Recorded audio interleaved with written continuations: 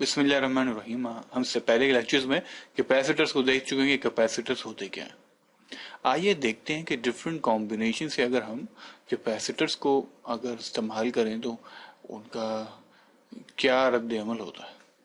यानी कि मिसाल के तौर पर अगर हमारे पास, जैसे हमने पढ़ा कि अगर हमारे पास एक कैपेसिटर है, ठीक है, तो इसमें हमने ये पढ़ा कि जो कैपेसिटेंस है और जो चार्ज स्टोर होगा charge, let's suppose capacitance C से डिनोट करते हैं, चार्ज को क्यू से डिनोट कर लेते हैं, इसको हम वोल्टेज से डिनोट करते हैं।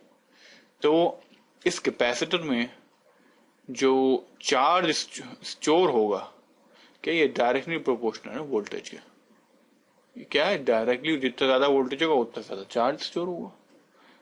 और इसका जो इक्वेशन बनती है हमारी, वो Q is equal to C V होता है, C is equal to Q और V होता है। ठीक है, ये तो हम हल्का सा हमने रिविजन कर लिया।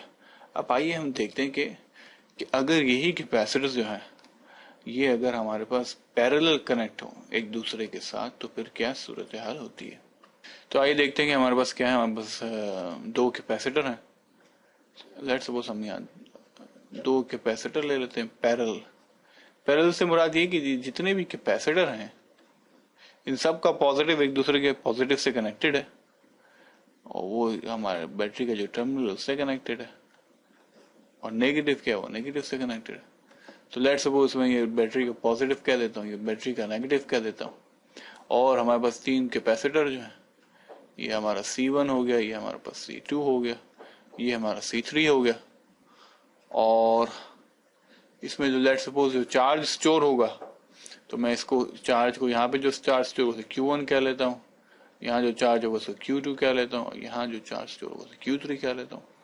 और जो तीनों के अंदर वोल्टेज सप्लाई होगा, इस वोल्टेज को मैं V से डिनोट कर लेता हूँ। ये मेरा V1 है, ये मेरा V2 है और ये मेरा V3 है। तो जैसे कि अगर हम अपनी फिगर में देखते हैं तो उसमें है क्या कि जितने ये कैपेसिटर इन सब के अंदर जो वोल्टेज सप्लाई हो रहा है, जो वोल्टेज सप्लाई हो रही है, क्या है, सबका सेम है। तो अगर मैं यहाँ पे एक पॉइंट लिखूं तो क्या, सेम वोल्टेज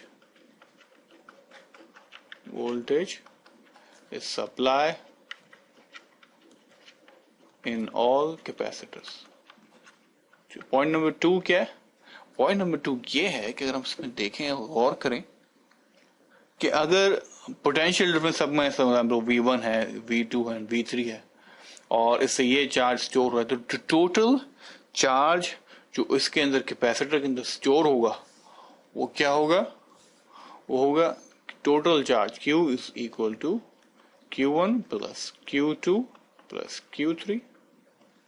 ठीक है, और हमको ये मालूम है कि ये इक्वेशन हमको मालूम है।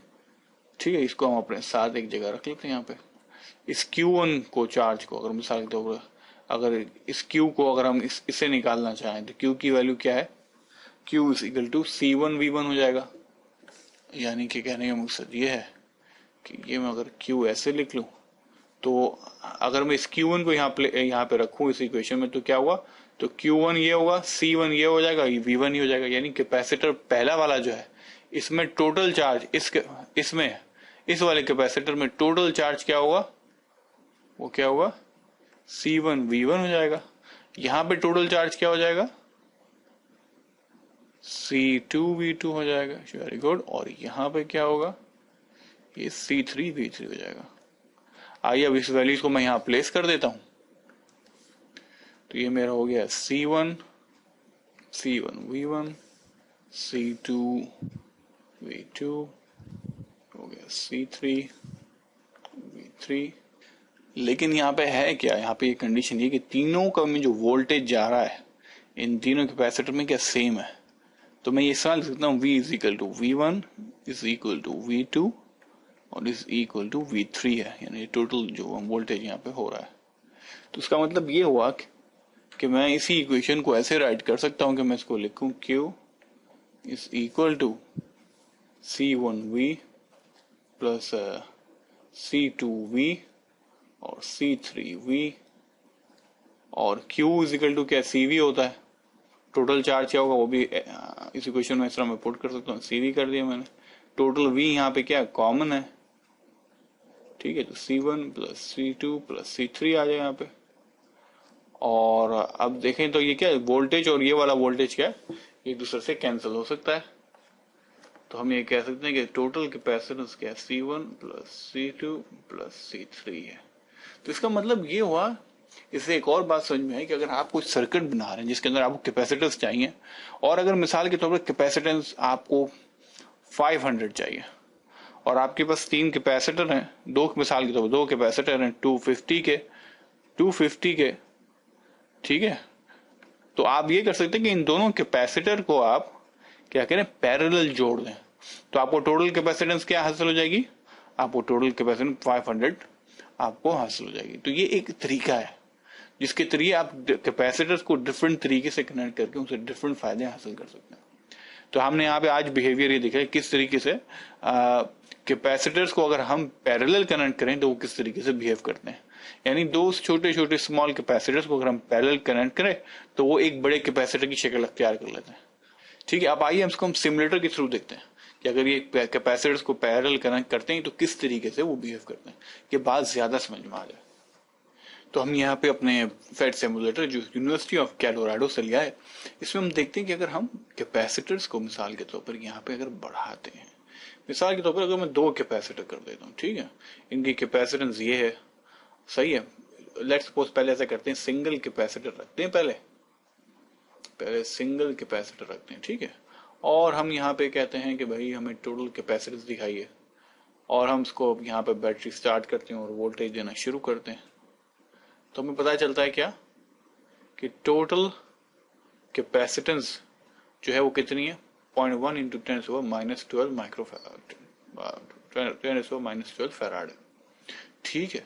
अच्छा, अगर अब मैं एक और कैपेसिटर यहाँ बढ़ा देता हूँ तो फिर देखता हूँ उससे क्या होता है। अब मैंने क्या किया, एक और कैपेसिटर ऐड कर दिया। जैसे मैंने कैपेसिटर ऐड किया, आपने देखा ये पहले क्या थी, वो यहां तक था और अब यहां तक चला गया, यानी कैपेसिटेंस क्या बढ़ रही है। और अगर एक और कैपेसिटर लगा दूं तो ये और ज्यादा बढ़ जाती है। तो इसका मतलब ये हुआ, इसका मतलब जब भी हम कैपेसिटर्स पैरेलल लगाते हैं तो इसका नतीजा रिजल्ट ये निकलता है कि हमारे पास कैपेसिटेंस बढ़ जाती है। हम ये तो देख लिया हमने कि जब हम कैपेसिटेंस बढ़ाते हैं तो क्या होता है, उनकी कैपेसिटेंस बढ़ती है, ठीक है। तो अब आइए अब जरा देखते हैं कि वोल्ट मीटर से जिससे हम वोल्ट मेजर करते हैं, जरा वोल्ट्स भी चेक कर लेते हैं। मैं इसको यहाँ, जैसे ही मैं यहाँ पे मैंने बैटरी को चार्ज किया है तो अब क्या है, दिखा रहा है कैपेसिटेंस टोटल इतनी है और टोटल वोल्ट इतने आ रहे हैं, ठीक है। अब मैं क्या करता हूँ, एक और कैपेसिटर पैरेलल में लगाता हूँ। जैसे ही मैंने बढ़ाया क्या हुआ, कैपेसिटेंस बढ़ गई। चलिए आप ऐसा करते हैं, और क्या हमने यहाँ जब वोल्टेज देख रहे हैं तो क्या वोल्टेज तो उतना 1.5 आ रहा है, क्योंकि कि दोनों कैपेसिटर जो हैं वो बैटरी के एक ही टर्मिनल से एक साथ कनेक्ट, यहाँ भी तो नहीं आ रहा है। तो यहाँ हमने ये चीज को देखा कि जब हम कैपेसिटर्स को पैरेलल लगाते हैं तो उससे क्या होता है, हम उसमें कैपेसिटेंस बढ़ती है। टोटल कैपेसिटेंस क्या होती है, वो सारे कैपेसिटर्स का जमा होती है। और सारे कैपेसिटर्स में क्या होता है, जब पैरेलल कैपेसिटर लगाते तो उन सब के अंदर क्या होता है, सब के अंदर वोल्टेज बराबर होता है। आइए अब यहाँ पे अपना लेक्चर खत्म करते हैं और उसके बाद इंशाल्लाह अगले लेक्चर में मुलाकात होगी।